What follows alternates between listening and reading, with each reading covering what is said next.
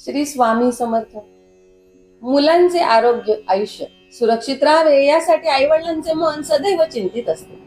स्वामी समर्थ महाराज सर्व दुःखांचा नाश करणारे आणि भक्तांच्या जीवनात आश्वासक चमत्कार घडवणारे दैवी गुरु आहेत. त्यांच्या कृपेने मुलांचे दीर्घायुष्य शक्य आहे.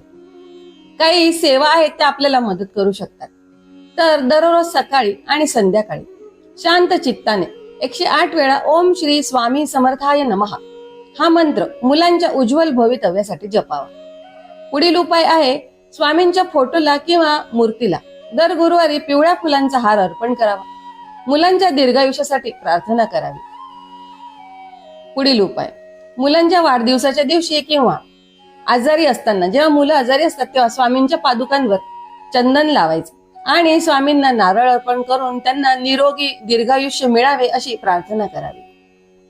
चौथा उपाय, घरात एकदा तरी दरवर्षी स्वामी समर्थ पादुका पूजन करून त्यात मुलांनाही सहभागी करावं.